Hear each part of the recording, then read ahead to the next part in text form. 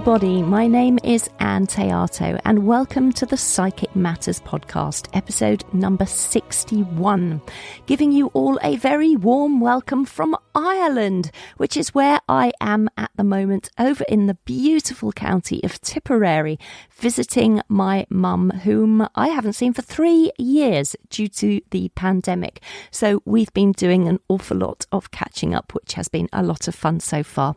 I'm actually teaching in Dublin this weekend, so if anyone is listening and wants to come along, please do join us on Saturday 9th, Sunday 10th of April. I'll be teaching alongside spiritual medium Susan Hughes, who has invited me to join her on a programme called The Extraordinary Medium, where we will be exploring the altered states of consciousness, discovering how you can elevate your mediumship from ordinary to extraordinary. So if you'd love to come along and join us, we'd love to see you. It takes place at the Maldron Hotel in Newlands Cross, Clondalkin. All details of how to sign up are on my website, anneteato.com.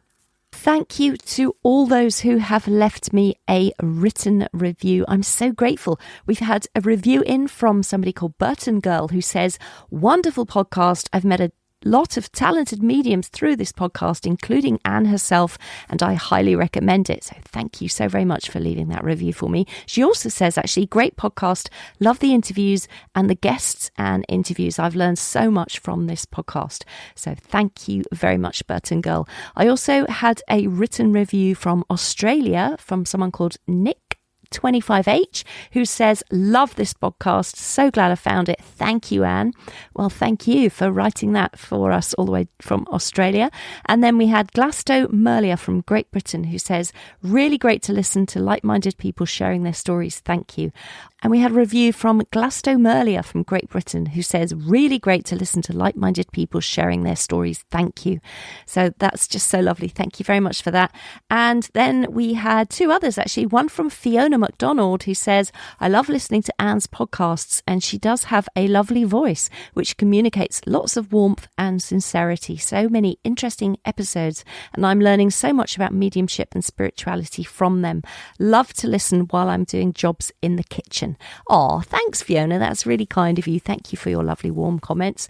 And then Adam Berry left a beautiful review for us saying, "Love Psychic Matters podcast, wonderful and varied guests, a wealth of knowledge and experience from each podcast. I love listening whilst commuting at work and love the teaser snippets and build up to each guest. Anne has such a silky, beautiful voice too. Well done on your progressive success with climbing the podcast charts, and amazing. Thank you for your contribution of life and soul." Adam Berry. And of course, Adam was one of our guests on the podcast, so you must actually go and listen to his beautiful episode called Life and Soul. I'm so grateful to you for leaving those written reviews for me. And if you'd like to leave a written review as well, please visit podchaser.com/psychic matters and you can leave a review very easily there for me. Thank you so much for taking the time to do that. This week's episode on animal communication will transform your relationships with your animal companions. My guest is Beth Lee Crowther. She's a professional animal communicator, a psychic medium and a Reiki master, and she will teach you effective telepathic communication techniques that you can use to conduct meaningful, non-verbal conversations with your pets. I hope you love this episode. I'm very excited to introduce to you today psychic medium, animal communicator, and Reiki master, Beth Lee Crowther. Beth, welcome to Psychic Matters. Oh, thanks so much for having me, Anne. I'm looking forward to chatting with you today. It's such a pleasure. It's great that you're here. Thank you so much for making time in your schedule. I know you've got an incredibly busy diary work-wise. Tell us what you're up to this week, Beth, because I know that you're on radio, television, newspapers and magazines. You're a published author. You're working on a new book. There's so many areas we want to go into, but where are you this week? Well, lots of things have been going on. I'm always preparing every week for my weekly radio show, which is called Spiritual Calling on Pulse Talk Radio. And you know, Anne, when you are interviewing guests, it's always a lot of preparation and a lot of things to do. So I try and be as organised as I can be, but I'm not a very organised person. So it takes quite a lot of my energy. And I'm looking forward to my new book coming out on April the 14th, which is all about how you can learn to be a pet psychic yourself. Because I've been working with animals and doing animal communication for many years, well, really since I was a child. So that's been different for me because I've been going through a publishing process ready for a launch. So I'm just kind of keeping my diary a little bit open just in case I've got to zip off anywhere and potentially do some interviews and things like that. So I'm a little bit apprehensive about everything this week and not really knowing what's coming up for me. But I do try and come out of my comfort zone as much as possible because I believe that when you work in the psychic industry, and when you do spiritual work, it can be sometimes you have to be a little bit brave and courageous to really speak your mind and your truth and to really show everybody, you know, what you can do. It's all right saying it, but it's about going out there and demonstrating what you can do. And that does require you to come out of your comfort zone. So often when these things are about to come up, I feel a little bit nervous and a bit worried, but no, and I just think, no, I've got to do it. I've got to do it, you know. So it's that kind of mode that I'm in at the moment. And I've been very blessed and very lucky because my pet psychic work has taken me all over the place on TV, radio, and in newspapers and magazines. And I've just been so blessed that I've been able to have a book that's just ready to be launched. So it's very exciting at the moment for me. Yeah, that sounds like a really, really brilliant week. It's the sort of week I would love to be having in my schedule.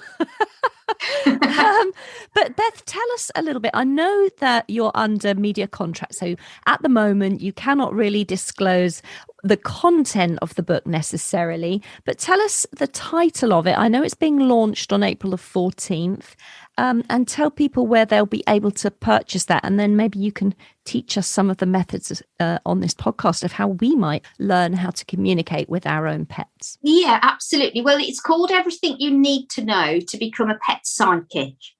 And if you just Google that, it'll come up on Amazon, WH Smith, Waterstones, and all the usual book places. And you can read about sort of what's involved in the book. And there's exercises and things like that for people to go off and practice. Because I believe that if you're an animal lover and that you're open-minded, that you are also able to get into your mind how you can communicate with your own pets. And I think so many people are already doing that because they are already bonded with their animals. And it's not difficult to do. I've always found it easy. And as a child growing up, and I had lots of different pets and animals, and I was obsessed with animals, and I still am. And I just thought it was normal to understand the thoughts and the feelings from your pets. I just thought that was part of owning an animal. And I could literally hear like a voice in my mind coming from that animal, you know. And if we had a rescue animal, I would get sort of pictures in my mind of what had gone on for them. I'd be very empathetic and I would like hear their words. But I just thought that was normal, that if you've got an animal, that was part of it. And of course, when you're a child, it's just put down to a vivid imagination from your parents or your teachers. And as I got older, and I was always desperate to have my own horse, and I drove my parents mad for a pony. And of course, they're such a huge financial undertaking, it never happened.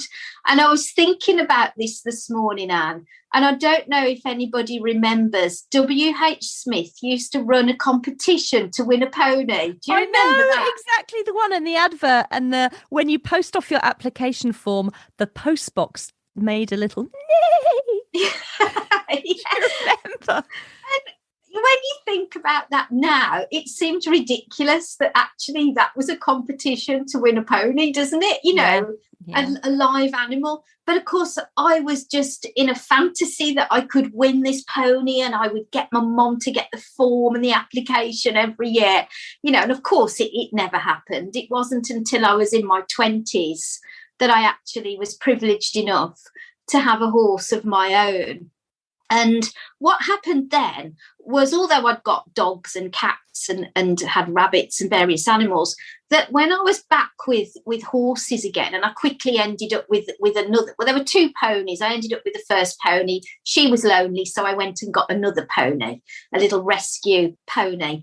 And when I got back into it, all those sort of feelings that I had about hearing their voice, what had gone on for them, the pictures of their background, how they were feeling, if there was any aches, pains, health issues. Obviously, I'm not a vet, but picking up on those vibrations, if you like, that came back really strongly when I'd got these two ponies. And consequently, at the time, a few years on, when the internet came in and somebody was trying to teach me how to use the internet for the first time and how you could go onto a search engine. And I think I went on to something called Ask Jeeves at the time.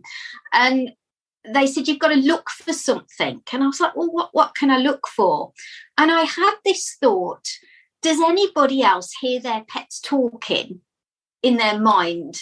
I wonder if anybody else does that. So I started searching for things like that. And to my utter surprise, it was on the internet and it was called Animal Communication. I thought, oh my gosh, it's got a title. There's other people that do this. A lot of people in America were doing it professionally. And I was like, I can't believe that, you know, that this is a thing. And so it was much easier for me then to explore it more and to test myself, because I started putting requests out sort of on, do you remember you used to get a lot of message boards on the internet on various websites before we had Facebook and things like that. And I would invite people to send me a photograph of their animal for me to do a reading. You know, I was trying to approach people really all over the world, had a lot of responses from America and France and Belgium, because I needed to be convinced, I suppose, that this was really coming from the pets, not from me. And I thought, well, if I'm looking at somebody's animal in America, there is no way I can possibly know anything about that person. I've never met them before. I couldn't have accidentally overheard a conversation in my local pet shop or anything. It removed the doubt, because I think not only with pet psychic work, but any mediumship work or psychic work, we can often doubt ourselves considerably, and we do get this self-doubt come in. So I tested myself over quite a number of months. And the surprising thing was that when I was emailing the person back or having a phone call and going through my results and findings, people were saying, well, how can you possibly know that? You know, that is accurate. You know, they were validating information about their pets. You know, I might have talked about how they acquired their pet, or health issues that the vet had picked up on, or previous surgeries, or background information. And it was time and time again. So I went into it then with removing those elements of doubt and thinking, no, I can help people with their animals. And I had a saddlery business at the time. And when I had my third child, I couldn't sort of keep my horses. I've got 3 horses at the time. And babies and horses don't really mix. You know, as soon as I got to the field to feed my horses, I'd got my daughter in the car, she'd wake up and start crying. And I thought the best thing to do really is find them good homes so that they have a better life, really. Not that I didn't look after them perfectly well. Of course I did, but I was thinking ahead. And I started selling the saddlery off because I'd accumulated so much over many, many years. And people had said, oh, have you got this kind of bit? Have you got this, that and the other? And it turned into a business at the time. And what would happen, people would come to me and purchase saddlery, but I would be talking to them about their horse and say, well, I believe your horse needs the dentist. So I think you need to sort that out first before you buy a new bit or a different noseband for your bridle to help overcome the issue that you've got. And often I'd say, next time you come, bring a photograph with you and let me have a look. And kind of word got around that I was like some kind of pet psychic, and just go and see Beth, take the picture of your pet with you.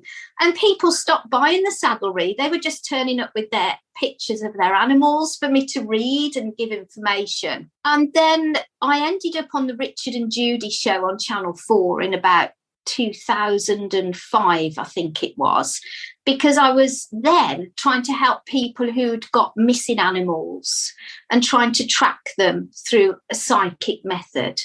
And that hit the headlines. And basically then just things gathered speed.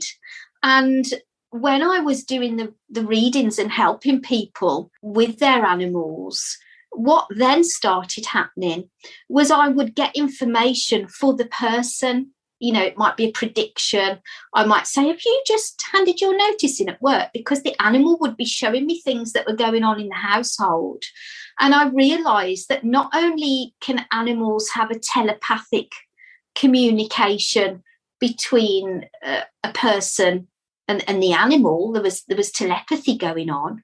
But then I realised that animals know so much about us and our lives and what has happened to us in the past, what's going on now, but also what's coming up in the future. And then I delved into oracle cards, and I thought I need to sort of do an animal reading or a reading, you know, for people. So I tried to split the two up. But sometimes what happens is that the two things kind of mix together. So I might be doing a reading for somebody about their cat or dog or whatever. And then I might start then talking to them about their lives and where they go from here. Because I think animals are tremendous healers, you know, and I look back on my life, Anne, and when I've been through really difficult times, I've always turned to my pets, not just my family for support, but my pets have been there in a healing capacity. And I do believe that most people that love their animals talk to them physically and maybe even telepathically and mentally. And I don't know whether you've had any pets, Anne, but I'm sure you may have done, and you've probably done exactly that. You know, when you said, I'm just popping out to the shops now, or, oh, I've had a really bad day and this has gone on and that has gone on, and you've offloaded to them as well. Yeah. So I think it's just our parameters within our mind and our conditioning that has really stopped us from realising that this is real and a thing. And if you just remove those boundaries, there's a whole amazing world there to be tapped into. That is such a brilliant story of a very quick summary of life events for you so far. And I know you haven't mentioned half of the things that you've done, but that's just very, very interesting about how your psychic side with those animals began to evolve and how it unfolded over time. So tell me something. Sorry, listeners, you're going to have to put up with some traffic going past my window from time to time, so do forgive me. But just going back there, Beth, you talked about animals. When you communicate with them, you can hear their voices in your mind and then pictures come. So explain what that voice sounds like. Is that your own voice in your head? Does it sound animal-like? What are the pictures? What kind of things do they tell you? What do they say? Well, it does sound often like my own voice. And the only way I can liken it really, if you're reading a book and you're reading that to yourself, you have your own voice in your mind. You don't have the author's voice in your mind, but you haven't written those words, you know? So that's how I sort of explain it. And what I believe is happening is that we've got a part of our brain that is telepathic and also psychic. And I believe that when we have the intention of communicating with a pet and we quieten our mind and we allow things to come in, our brain recognises it, but it recognises the animal's messages and language, but it's got to turn it into something that we can understand. So it uses our senses. So we will get a feeling. So, for instance, let's just say your dog has got a bad back. You might suddenly get a twinge in your own back, just to give that message of what's going on. You might get a feeling about something, like an emotion.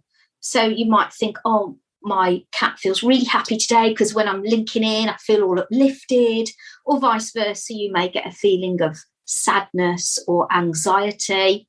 But also that works with pictures and words. So the words will come in and it will be like you're thinking about something, but you don't know why you're thinking about it because you weren't necessarily thinking about it before. And if I said to everybody, if you could imagine now the colour of your front door and walking up to your door and what it looks like, you would instantly start to get a picture in your mind, don't you? So a picture starts to build.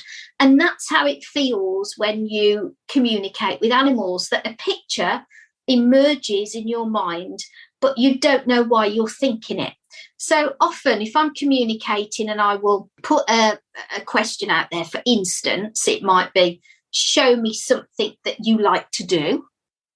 I might get a picture of a dog jumping over an agility course because that's what they enjoy, for instance. But I wasn't thinking about that before.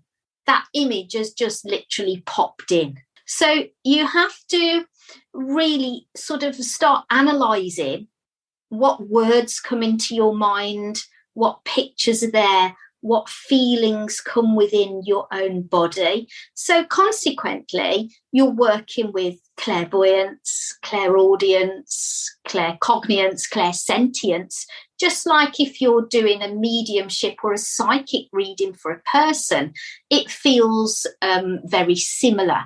So your senses are really there. You may even get a smell or a taste, for instance. And so it's just bringing yourself into that moment and becoming very aware of what is going on within yourself. And once you start to analyse that, and I like to write things down, I just think, oh, I'll just write that word down or that phrase down or describe the picture. And as you're going with that kind of flow, it can often increase. And it's a two-way thing. So you can pose a question, you can receive an answer. So I find it, when I started then doing the mediumship and having people that had passed away come through, I was also getting animals that had passed away and come through as well. So I think that it's very, very closely linked. And I think that's because you're using that same part of your mind and your brain. So I hope that makes sense, Anne. Yeah, that's really brilliant. And I know that we jumped on Zoom together for a pre-interview quick chat just to get to know each other, which was really lovely. I treasure that time we had. And I know you said that it might be possible for me to bring a photograph along. And I don't want to put you on the spot, but I'm going I don't mind. Ask you. I actually took a photograph of my dog Phelan this morning, who is a Yorkshire Terrier. Yes. And I wonder if I share it on the screen with you now, because just to let everybody know who's listening, Beth and I are talking over Zoom. If I was to share that photograph with you, could you, instead of giving me a personal reading for my dog, perhaps you could talk through the process of what you're doing so that people listening can see, okay, I'm now feeling into this, or I'm now asking this question. Do you think that would work? Yes, absolutely. And if you could show me that photo, because I've already got something going on that I need to talk to you about as soon as you mention Phelan's name. Oh, that's interesting. Oh, hold on. I've shared incorrectly. Hold on. Let me just try again. I shared a portion of the screen, which is no good. God, you think I've never done this before? Let me see. Desktop. Here we go. But you don't always have to have a photo. You could have a good description or be with the animal in person. I can see Phelan. What an absolute beautiful soul. Oh. Now, you can get impressions as soon as you look at the picture, or you even say the name of your dog. And if they've got like something very strong that they want to communicate, sometimes that can come in first. And as soon as you were telling me about Phelan, I instantly felt like I'd just bitten something really hard in my mouth and my teeth were crunching. And, sometimes if somebody talks to you about going to the dentist and their teeth go on edge, like you get that psychological sort of feeling. And I was like, oh, my teeth have all gone on edge, and I have to go with that immediately. So I think I'm not a vet, obviously, and I have to work within the Veterinary Act, so I can't make a prognosis or a diagnosis. But I would be inclined to suggest that maybe that's an area of the body that Phelan may have got some issues with or had previous issues with. So just so that you know about that, Anne, I think is important straight away. Okay, that's great. And thank you very much for that. I don't know about that, but I'll go and have a look and just see. I would just be aware of it for me to get that real feeling. So one of the first things that's happening is a feeling for me. Yeah. So, and where does that feeling come? Does that come into your own teeth, or how did you pick that up from Phelan? Immediately, like it felt like my teeth were on edge or I'd bitten onto something. So, when you have a memory of a dental thing, often it puts your teeth on, or you can only describe it as your teeth are on edge. Yes. Or somebody says to you, oh, I went to the dentist yesterday. You go, ooh. Yeah. That kind of thing. So your body's an instrument. And so to pick that up is what I need to do. The other thing, because Phelan talks to me more about like immediately about their body. And I almost feel like I want to put my finger in my ear to make myself hear. And so there may be some something ear related there. So again, these are things that you can be using to check or chat to your vet about. I feel that when I look at Phelan, and I, and be aware of the images that come into your mind, is that almost like running around in a circle. I'm going mad. I'm going in a circle. I want to whiz round like mad. And I get those impressions. And then sometimes you'll hear like names of people, and I get the name Pam or Pat. So I need to share that with you. So it might be somebody who's established, but if not, look out for that person coming in, because animals are very good at knowing what's coming up for you as well. I get a very loving, affectionate feel, but also there's a feeling of I like my own space and I want to take myself off and be alone. And then I can see, and sometimes I'll see things like the name Gary or Gavin. I can see GA in my mind being drawn, so I have to put that over to you. It's like how do I explain this? I can see an image, and the image is like an operation scar on the side. So I don't know if that's for them or somebody's just gone through that, or there is an awareness from your dog about that situation. It's not a prediction for the future, because often I'll know if it's already happened or I get a feeling that it's coming up. Well, let me just give you some feedback here as we go through. So the whizzing around, for sure, she does that. She's been doing it very, very recently, just going round and round in circles, which is quite funny. And the operation scar is me, because I had an appendix out donkeys years ago. But that scar, that operation scar, is actually starting to twinge a little bit and has been quite twingy. Oh, right. So that's very interesting. Well, she's very linked to you, Anne. So she's going to pick up on things that maybe are on your mind or that you are thinking about, or sometimes they'll be showing me things that you are planning or hoping to achieve. And so animals know an awful lot about ourselves as well as themselves, which I always find that very, very fascinating, because they can be helping us with those predictions, because they can be guiding us. I mean, no animal or any spirit that you may encounter within your life or work will tell you what to do. You know, it's not about a yes or a no, or I need to make a decision, so this. But I must admit, whenever I've got decisions to make, and I know this may sound really crazy, I do consult with my pets telepathically for their guidance and opinion. That doesn't mean that I'm going to base it upon that, but it's just like talking to a friend and getting some other perspective on something. So often I'm seeing things that would be favourable for somebody to explore. And as I pose that over to your little girl there, she shows me you going into, I know obviously you do your podcast, but she shows me you going into a studio, but it's more filming based than your voice. And it's more official. So I don't know if you've had an invitation for anything, Anne, to be filmed, or you're going to be on a certain channel.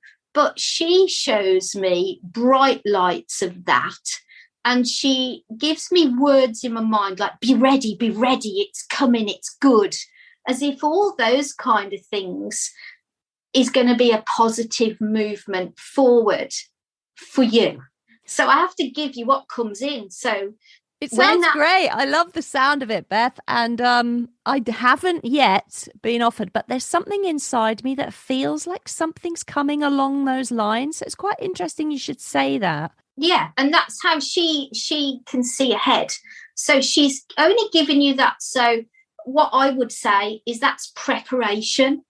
So that, one, it doesn't take us as much with the element of surprise that we're thinking, oh no, or we panic, or we like decline too quickly, or we say yes too quickly. It gives us preparation time to get our head around something. So those kind of messages, I think, are always very useful. She talks also like, I get like Dave or David. She shows me male DA. Again, she gives that with like some importance. And did she have, was there another pet that is no longer on Earth that she would have been with?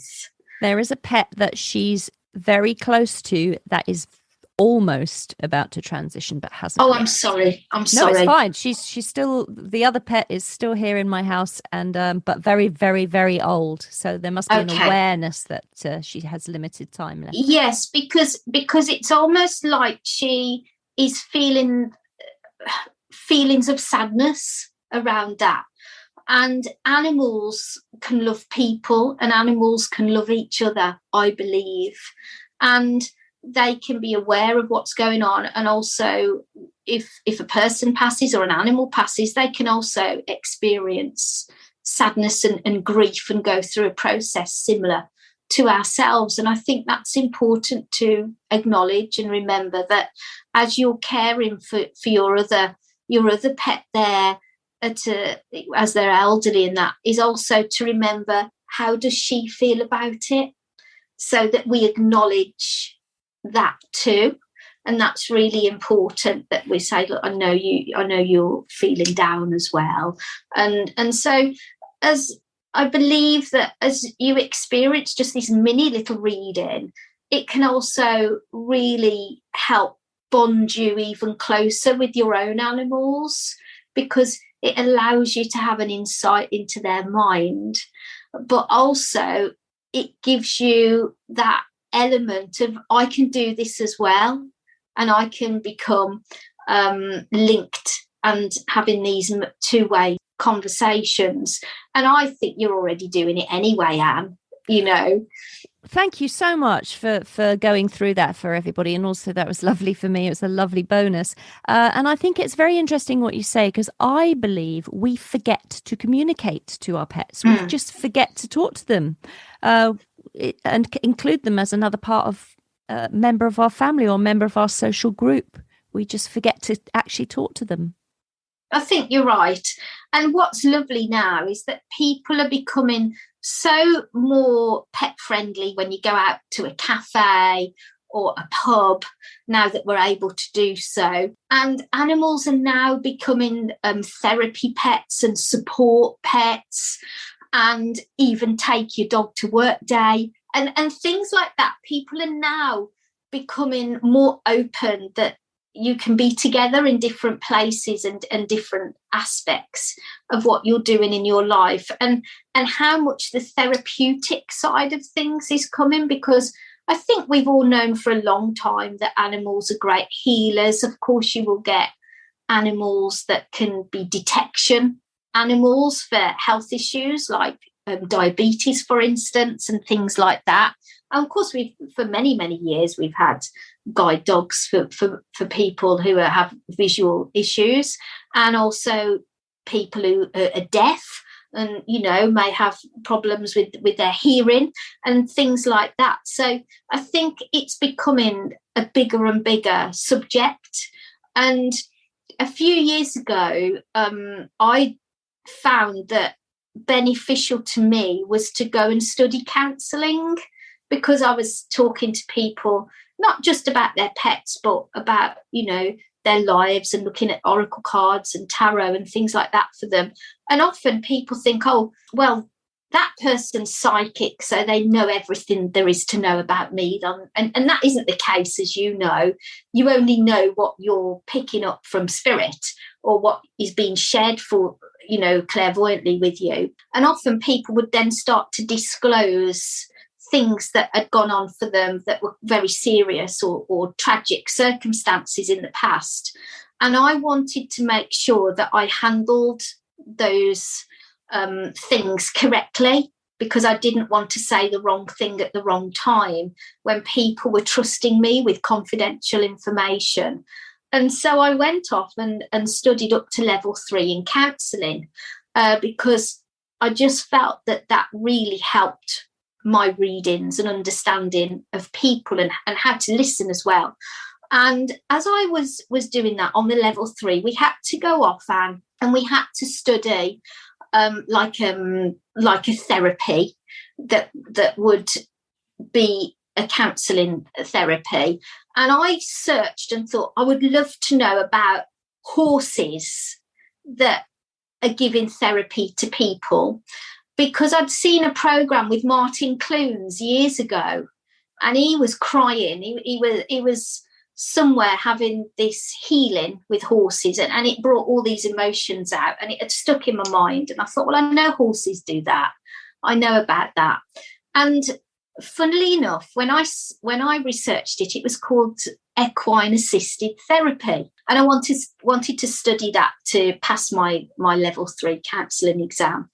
And there's not that many places that did it. But the very strange thing was that one place that did it was very local to where I lived. It was literally within 4 or 5 miles away. And when I phoned the lady, if I could come and, you know, experience it and write, you know, an essay about it for my exam, where she said she was a field that I used to rent with my own horses some 3 or 4 years ago. And that seemed like a good synchronicity straight away. And I went and experienced for myself this healing and this therapy. And even though I'd had horses for years and years, it was something that blew me away. And so many emotions came up. But one of the first things that happened was that there was a field with about 7 horses and ponies in it. And she says, the horse that you need to work with will just come over to you, will make themselves known to you.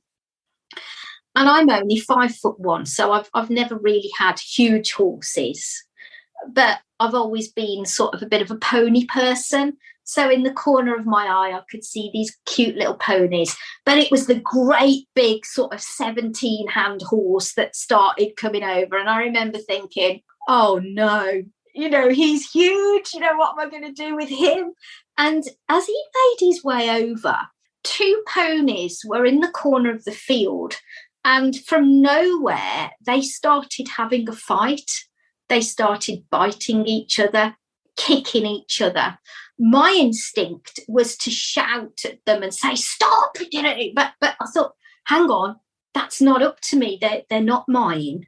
And the lady who was conducting this session, who owned all these horses and ponies, she didn't say anything, or she didn't really react. And I thought, why haven't you shouted at them? What if they get hurt? But I thought that was a bit odd. And then she just said to me, did you notice what happened then? And I said, yeah, big horses coming over, but the 2 ponies are having a fight. And she went, yeah. She said, they're just acting out what's going on in your life at the moment. And I said, well, what do you mean? And she says, well, you're obviously in a bit of a difficult situation, fighting with somebody. And somebody, you need help from another source to get things sorted. And I looked at her and I said, yeah, I'm going through a really difficult divorce.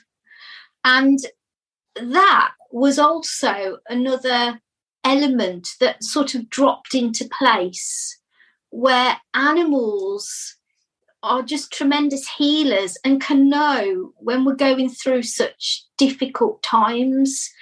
And that just made my hairs go up, on my arms when she said that. And she said, now you've got to decide who you're going to work with these horses. You're going to go for the pony, or you're going to go for this big horse that has come over to help you. And I said, I am going to go for the big horse, even though I was thinking I wish it was one of the little ponies, because I felt like I could handle that bit easier. And she gave me this halter to put on this big horse. And I've put head collars and halters on horses for hundreds of times. And you know what? I could not fathom out how to put it on him. I'd gone to pot. I'd gone all nervous because of all this thing had played out. She'd already picked up on what was going on in my life. And the horses and ponies knew. And I was like, oh, my God. And I felt like that she must have thought, there's no way this woman could have owned horses before. She didn't know what she's doing. Sure. She got, she's all fingers and thumbs. Anyway, we got him out. And then I had to do these tasks. And he had to take his sort of halter off. And he got nothing. We put him in a separate field, and I've got to get him to follow me. I've got to get him to jump over a little jump with me. And those experiences about being autonomous and being independent and allowing things out was so therapeutic. So it had a real tremendous effect on me. But what it also did was made me look at the telepathic side, because not only was I trying to do physical things, trying to get this horse to work with me, I was sending those telepathic thoughts out, asking, could you come and do this with me? And so it took it down a different route. So it could be something that anybody's listening, that they could go off and research about that, because it was just an afternoon, a couple of hours where I experienced that, just because I was studying it for a college course. But the effects of that healing from horses that day were tremendous, and it really helped me look at things from a new perspective. So I think there's so much potential that we've not even tapped into with not just our animals, but with other animals as well. So for people to be very open-minded and really explore things is something that I would encourage you with. And also anybody that's doing psychic work, I know many of your listeners are clairvoyants and work in this industry too, that maybe to think about that concept of learning more about counselling can also enhance your work and your ability to do the very best for somebody within your sessions, because I know from personal experience, it helped me, because not everybody needs a reading. some people just need to be heard or understood or referred to somebody that can really be a specialist in a certain area. So it opened my mind even further, and I believe helped me have a stronger link to spirit.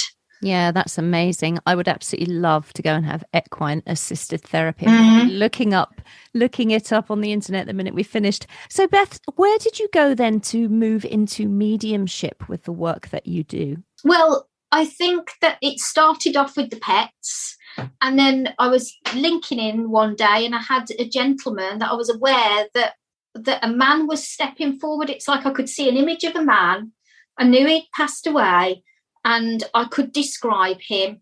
And I said to the person, I said, I hope you don't mind me saying this, but have you got a man in spirit? And I described the condition of how he passed, what he looked like. And she said, yeah, that's my granddad. And I thought, oh my goodness, I've brought somebody through now.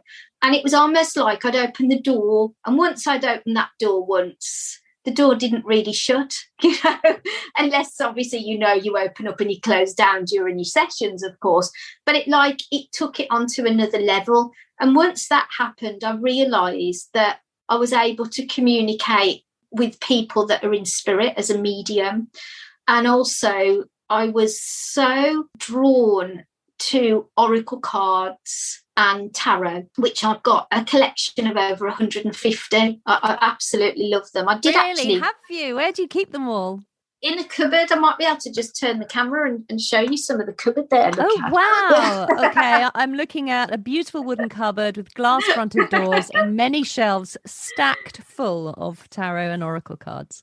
And I did actually do my own cards a couple of years ago. I did my own set called Live Your Best Life Oracle deck, because I so love cards.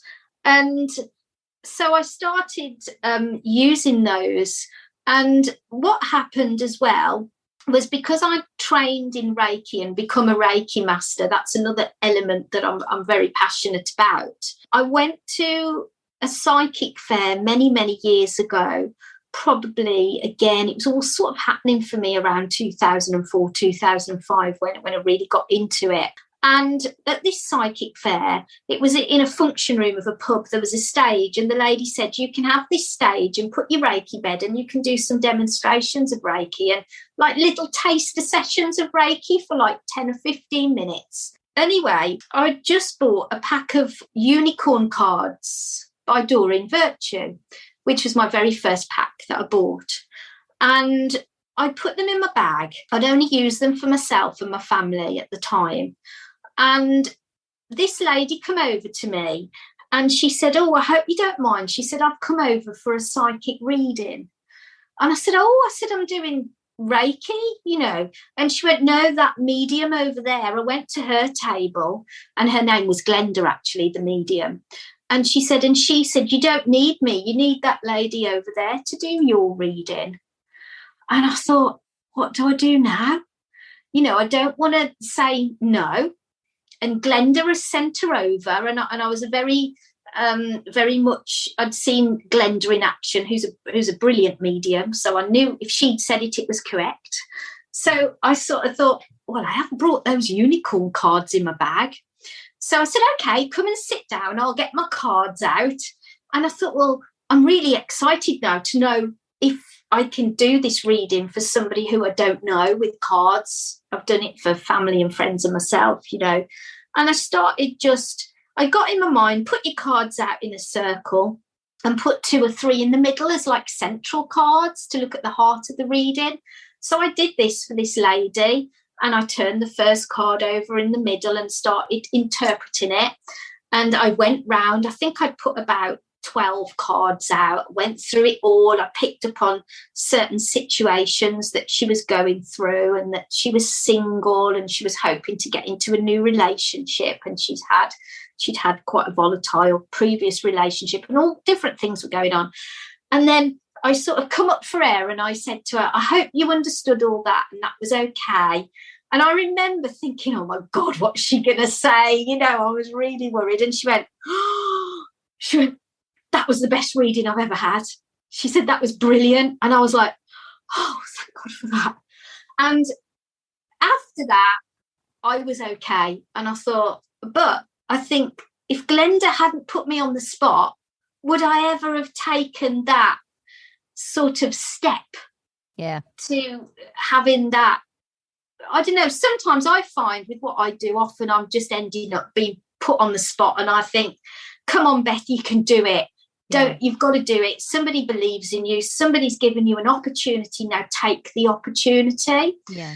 And of course, that has come very strong over the last 2 years, where I was contacted by somebody about had I got an interest in animal communication story where something could come true. And it was somebody who was writing a newspaper article. And I explained about a lady called Caroline had got a horse called Fred. I'd done a reading, and Fred had predicted that she'd meet somebody who was a sailor and that he lived by the water, and that she'd know he was the man for her at the time because he'd got a big scar on his leg. So I was telling this guy all of this. And he said, well, can I contact this lady to check out the story? And I said, yeah. And so he did. And then it ended up in newspapers, online. They made a video about it. And then I ended up on This Morning, talking about the story with Caroline. We were in the field with the horse and with this gentleman that she'd met. And then it led to me having 4 appearances, doing viewers phoning.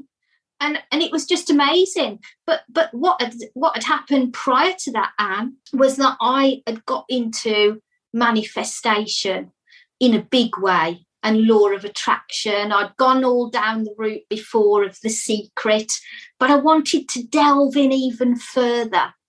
And I'd found this method about doing a special manifestation technique where you would imagine what you wanted to happen on a big screen, and then you would, in your mind, get the answer, how to sort of align yourself with the universe to enable the universe for it to come about. And then you had to have the third screen where, if it comes true, how you would react. So I was testing out that.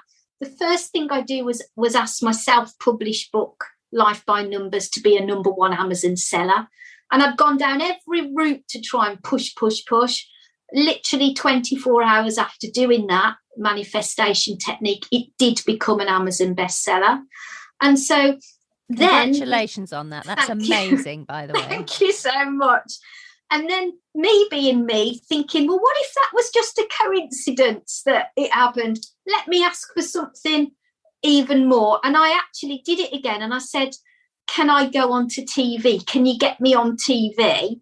And I thought, but if it does happen, then I'll have to see it through. And I did it again. And a few days later, that gentleman contacted me for the story, and it led to me going on to This Morning. And then I went on to Roman and Martin Kemp's Sunday Best programme one Sunday morning, which was amazing. Brilliant.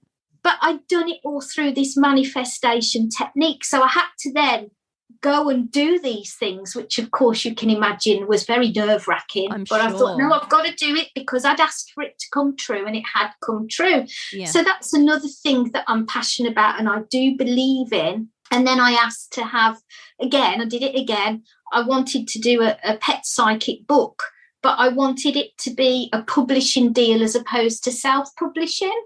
I asked for that, and consequently that came about. So I'm always mindful now what I'm going to ask for, because if it does come true again, you have got to, because it's been honoured to you and you've been placed in alignment with it, is about seeing it through. So I always think, if I'm going to ask for something, I've got to do it. So I'm always mindful. What's the secret, Beth? Well, what is your manifestation secret? One is to not really ask for something that you necessarily want or necessarily need. It's about aligning yourself to your true purpose. So if your true purpose is wanting to help other people through your pet psychic work or whatever it may be, if you're passionate about that, that is who you truly are. and you can share that message with others, for me, it seems to have worked. I haven't gone down the route of asking for money or a lottery win, because I don't think that would be ethically correct. And I'm not fueled by money anyway. I'm more passionate about how I could help somebody, and my reward would be that I've made a difference, hopefully, to somebody's life. So as an example then, Beth, I might, because you've already said that Phelan feels that there's bright lights in the studio coming possibly for me. So, and that's what I sort of feel. So, and that would only be to share the sort of interviews that I'm doing on the podcast live in a television format. Yes. So to help other people basically, and to spread knowledge and help people with a curious mind to explore this whole paranormal topic in a serious and scientific fashion. So if I wanted to manifest that, what do I do? Envisage that scene happening, or what do I do? Well, I found somebody who has got a company called Mindvalley Vision Accounting, and I just happened to come across him on Facebook. And you get sponsored things, don't you, on Facebook? And I dismissed most of them, but I looked at him and I thought, that man's the real deal. He can teach me something. And so I started going on YouTube and looking him up and listening to his podcast. And he started, you know, when you can sign up to these free masterclasses on Facebook. And I just thought, I'm just going to sign up to this because I had a feeling. I just thought, this is the real deal. He's not somebody who's just after your money, or I don't know. I just trusted my instinct, which serves me well at the best of times. And I just thought, no, go with it. And I looked him up and I signed up for his masterclass about manifestation and aligning. And I did it. And his technique is what I followed, called the 3 screens technique, where you go into a deep meditation, basically. And he talks you through how to do that. And I'm sure most people can find that on YouTube, or go on his app or his podcasts and look him up. And I did that. And then you imagine like 3 big screens. And for me, it was like 3 big television screens on the wall. And you had to kind of look at them in your mind, like you're looking at them above your head, really. And not just on the same level. You sort of tilt your eyes to look at them.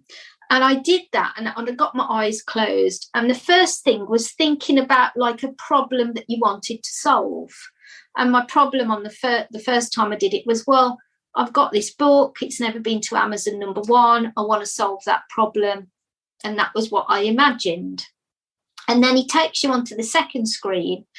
And it was like, well, it's like being open to the answer to that, so that you are not just waiting for it to happen, but you're aligning yourself with the universe, and you're taking some level of action just to say that you're on board and you're ready for it to happen. So as I went on to that second stage of the meditation, the answer is supposed to come into your mind. And as I thought, well, how's this going to happen? The answer that came into my mind was, do a special offer. And I remember thinking, well, I've done loads of special offers on my book and it's never worked. But I thought, okay, that's the answer. Do a special offer. That's the answer. And then on the third screen, it was like, how are you going to feel when it comes true? So I thought, well, I'm going to be like running around, cheering. My book's #1. This is amazing. I'm going to be telling all my family and my friends. So in my mind, I was rejoicing, celebrating, making a big song and dance over it, that kind of thing. and so I thought, okay, so I did that. And I thought, well, it's not about just waiting for the universe to produce these results. It's to really show that you're taking it seriously, that you're taking some level, you're taking some part in it. So I thought, well, I'll do a special offer with my book. So basically, what came into my mind, I did like a Canva post, and I just put, buy my book on Amazon, send me a screenshot that you've purchased it, and I'll email you a mini reading into your inbox. I did that. So I didn't really expect anything. And all of a sudden, people kept sending me these screenshots. And I was thinking, oh, my God, I've got to email them. I'm in a reading. And before I knew it, there was just absolutely loads of messages in my inbox on Instagram and on Facebook. And then I had to sit for about a week sending all these little mini readings out to them, which I hadn't, I thought, oh, it'll only be a few people. Consequently, it just grew. And then the book, literally, because people had purchased it sort of straight away within that 24 hours of posting that request out, it came about very quickly. The week following, I had to do what I said I'd do and send them the information that I'd promised, which of course I did. So very quickly, that book went to number 1. I think it was only about 24 hours or something. And then I kept refreshing it because it got to number 7 and then it got to number 6. And I remember thinking, what if it only gets like to number 2 and that's it? It didn't quite make it. But anyway, at 1:00 in the morning, I refreshed it and it had reached number 1. It's just amazing. Oh my God, it's actually worked. And then I thought the third screen was that I've got to celebrate it. But everybody was in bed. It was 1:00 in the morning. And I thought, well, I've got to see it through. So I just woke everybody up. I just started cheering again. I phoned my son at 1:00 in the morning to tell him. That's exactly how I did it. And then, of course, I went back in and did it again for the TV thing. And then, of course, this guy called Dill contacted me from a newspaper about a story. So I didn't think it was connected to the TV. And of course, my part was then played in it when I checked Dill out to make sure he was a real reporter and it wasn't some scam sort of message. And yes, he was real, and he was from Birmingham, so he wasn't a million miles away from me. And so obviously I chatted to him. And then he said, can we come make a film of you and this lady? So we agreed that was all going to take place. So I was working with the universe. So, I went along with it. Of course, never imagined it would be on the TV. I just thought it was going to be a newspaper thing. And then, of course, this morning picked it up, contacted them, and then they phoned and said, any chance you'd be on this morning on Tuesday? And I was like, it's come true. It's amazing. So I didn't just sit and kind of wait. When something came in, I acted, but nevertheless, I didn't contact TV people myself. Do you know what I mean? I didn't, say, oh, would you like me to come on your TV show? I didn't take that approach, but I put it out there, went with the method, and this is what has happened. So I can only say, give it a go. It worked for me. It can work for you, So there you go. I just think it's such a great story, Beth. And I think my great takeaway from just talking to you over this past hour is your beautiful trust that you have in your own innate awareness, psychic awareness and intuition, and surrendering to it and accepting it as part of your life. I just think that's a real takeaway for me. Oh, thank you so much.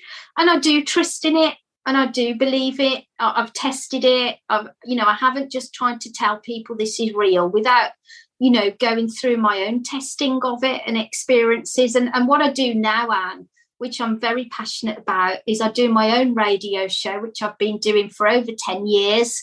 And I'm now on Pulse Talk Radio Wednesdays between 6 and 8 p.m. I have some fascinating guests, which I'm hoping you'll come on and be a guest, because we love you on there. I do free readings on there for people so that they can experience having a reading themselves. It's only short. Yeah. It's only for a couple of minutes, but it can give believers some assistance and some validation. But it also gives an aspect that if you've never had a reading before, or maybe you're on the fence, or maybe you're just not sure about things, you can experience it and make your own mind up about it, Yeah. And where will people find Pulse Talk Radio, Beth? It's online. So we've got a website, pulsetalkradio.com. You can ask Alexa to play Pulse Talk Radio as well. And it may be on some other I know it's on TuneIn, and I think if you've got an Android phone, you can get the Pulse Talk Radio app, I think.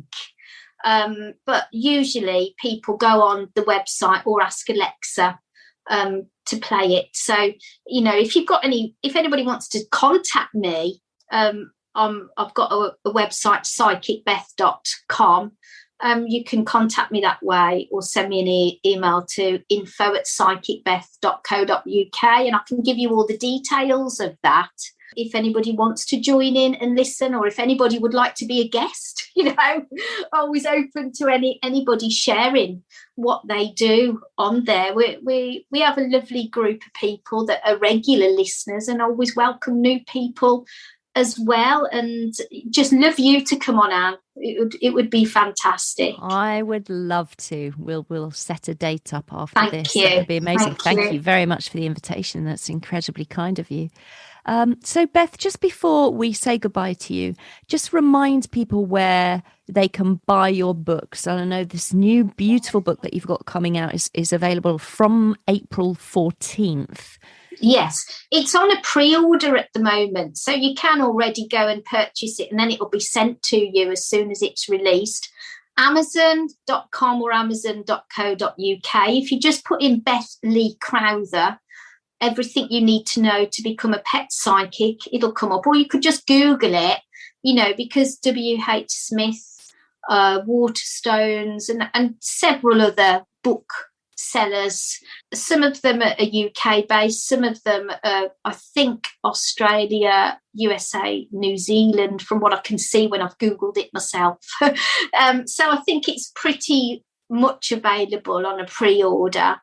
And you've got your other book, Life by Numbers, as well. Life by Numbers is already available immediately, and the best way to purchase that is on Amazon, or you can contact me directly if you want me to send you a copy, and that's $9.95 on Amazon. And Life by Numbers was really designed because we often see repeated patterns of numbers when we're out and about, and again, with my belief in what the universe can do to help and support us, I was asking the universe to show me a relevant number to help me when I wasn't very well. I'd got chronic anemia, and I was recovering from that. And I'd always had this idea of writing a numbers book because I've always believed there's a message behind each number. And I know there's a lot of angel numbers books out there, which are brilliant. But this book is more about looking at your life. And when I was doing the radio, when I used to be on a station called The Bridge in Stourbridge in the West Midlands, sometimes we'd get too many people trying to get a reading. They'd be physically ringing in, whereas the show I've got now, I just get people to text in a message, and they'd be trying to ring in. And I used to think, well, I can't get to everybody. And this book was really to give people a little psychic reading, because you can just pick that up and look out for a number being presented to you. Maybe you've said to the universe, I don't know what to do. I'm looking to enter into a new relationship, or do I hand my notice in at work, or what do I do about X, Y, and Z? And you can put that thought out and then ask the universe to show you a relevant number that day. Or you could just flick through the book and land at a certain number, or a number might just pop into your head. And when you then look in the book at the explanation of that number, that is to guide you on that question that you've asked. Or you might just use it and say, what would help me today? And you might, often I see registration numbers. Like the other day, I saw my initials, ELC, which consequently is an early learning centre. It's Elizabeth Lee Crowther. That's great. I always think that when I see it. And the number was 54 on the register. So I've got to go home, look at number 54. What does that mean for me? I've just seen my initials on somebody's car registration. So it might be something like that gets your attention. Or a lot of people say, every time I look at the clock, it's 222. Or, it's 444. You start noticing patterns. And what you can do, if you get more than one number that day, you can put them all together to get a longer reading. So there's 1 to 1,000 numbers in there with an explanation for each one. And I just felt that it was just a way of you giving yourself a reading very easily and very quickly. Yeah, it's a wonderful book. You're very kind to send it to me before this interview. You're very welcome. It's wonderful to have as a reference, like you say, a very handy reference to use on a daily basis. It's brilliant. Thank you very much. And it's nice if you don't know what to buy somebody sometimes. It's quite a good little gift for somebody. Yeah. And it's a way that if you're just curious about psychic things, it's sort of an easy way in. Or if you're very established with it, anybody can pick it up and use it, really. So that was how all that came about. And yeah, I was really lucky because a lady helped me do it, and called Alexa Whitten, who's got Compass Publishing and the Book Refinery. Because although I'd written the book, I was like, well, what do I do with this now? I didn't know how to put it together. So she was very, very instrumental in doing that. So I think there's so many opportunities these days if you want to write, and there's a lot of people that can help you. Or you can even, if you're sort of internet and technical savvy, you can go onto Amazon, onto something called KDP, and you can register with them and you can download all their tools and you can write your own book for free, and they'll give you a free ISBN number. So there is nothing to stop somebody getting their message out there, So yeah, that's how it's gone for me. So it'd be interesting to see what happens next.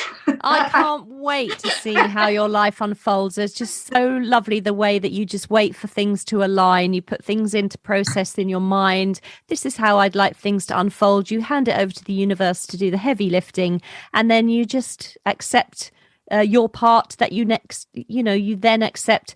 I now need to do this. I now need to do this. It's amazing. It's been brilliant talking to you, Beth. So brilliant. Well, thank you so much for allowing me to come onto your show.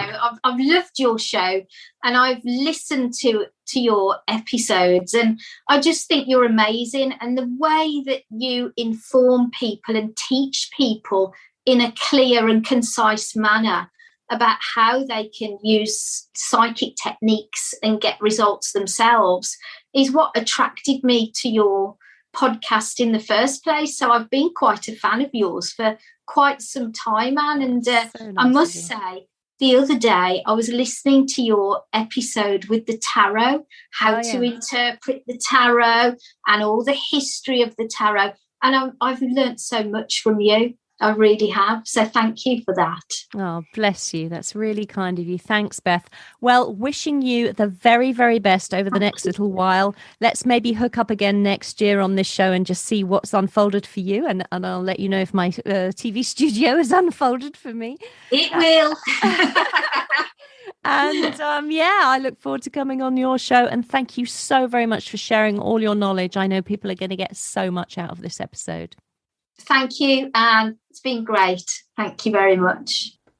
Well, thank you so much to my wonderful guest, Beth Lee Crowther. Please do visit her website, www.psychicbeth.com, to check out all the courses that she is offering. And don't forget to purchase a copy of her incredible book, Everything You Need to Know to Become a Pet Psychic, How to Master the Secrets of Animal Communication. And it comes out on April 14th, but it is available now to pre-order on Amazon.